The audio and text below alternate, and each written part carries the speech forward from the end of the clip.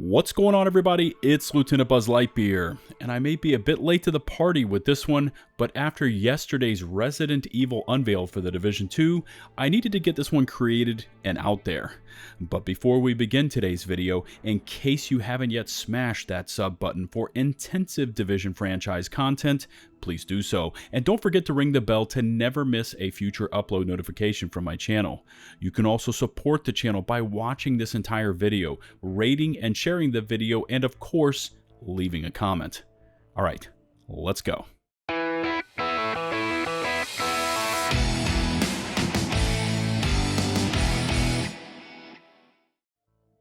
Didn't get a chance to watch the trailer from yesterday, I'm going to let it play now without commentary, and it's really short. And once it's done, I will come back in with some of my thoughts.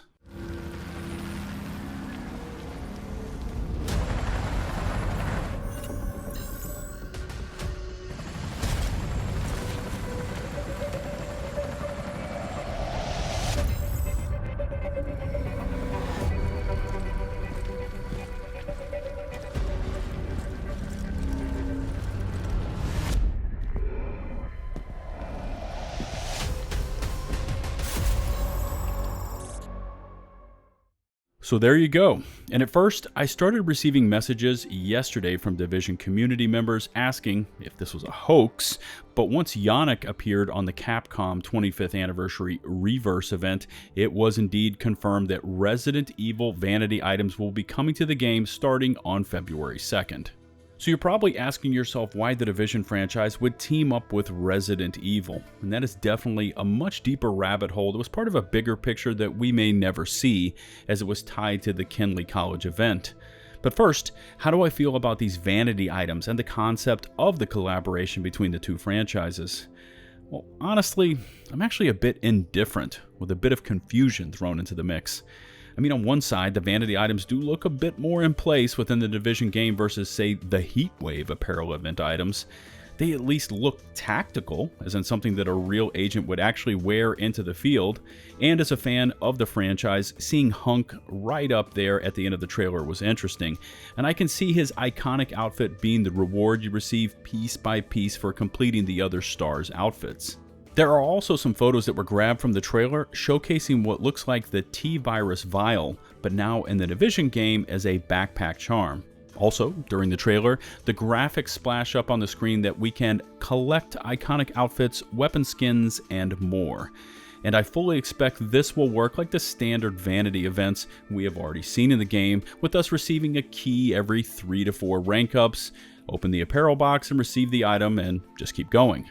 Now, what is not shown is anything related to new mechanics or gameplay changes, so while the items do look somewhat interesting, especially if you follow or are a fan of the Resident Evil universe, I don't see any indication that Nightmare is anything more than a Vanity event. And finally, this showcase shows the agents dropping into New York via a Stars chopper, and the trailer graphics show the Warlords of New York on the screen. But I personally feel this was changed once the Codename Nightmare event was scrapped, and so they attached it to NYC and created this brief trailer around that concept. Switching gears, and what I do want to touch on is what was originally planned for Codename Nightmare, with its use of Kenley College and eventually how it was scrapped. What was this event really going to be when it was first announced? Now, I am completely basing this on theories, and I have zero confirmation of any of this, but knowing what we know about the Resident Evil franchise, this is what Nightmare might have been. First up, for anyone that has played through Kenley College, we know that it had the makings of what could have been an interesting area, lore development, and replayable mode that never got any traction, and eventually it just fell through the cracks. Now, I play through Kenley every now and then when it goes live, and it does have an interesting design in many different levels.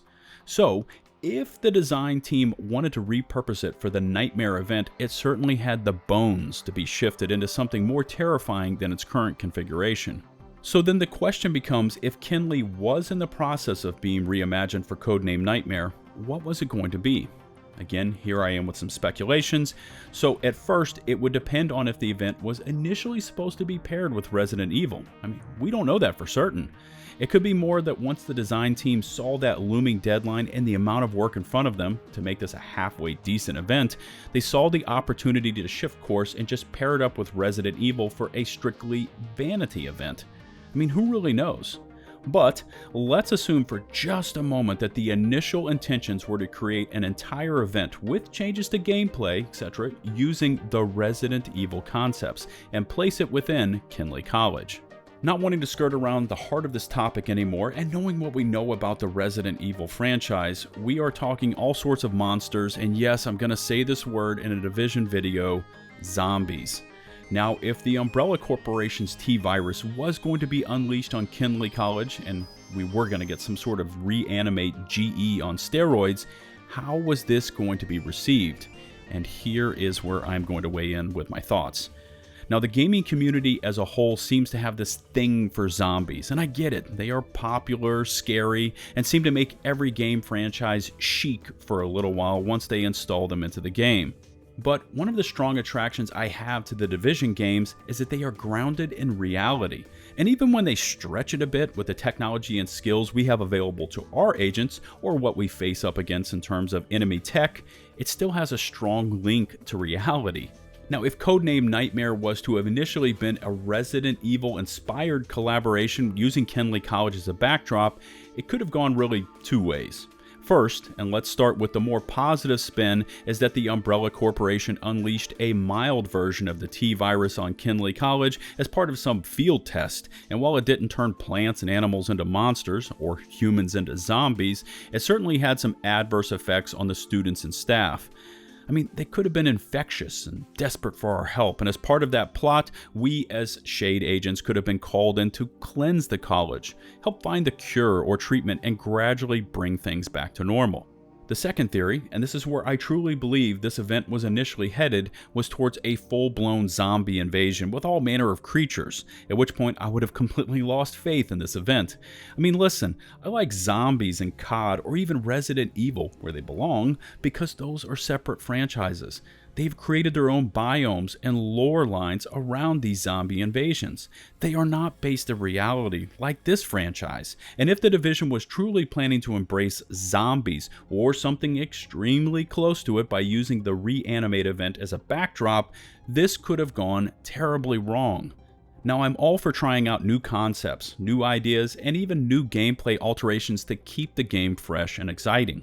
I've even mentioned in previous uploads about using the weather, like those DC-62 dust storms, as a way of really creating a different environment, or even dropping in hunters everywhere. I mean, because everybody wants hunters 24/7.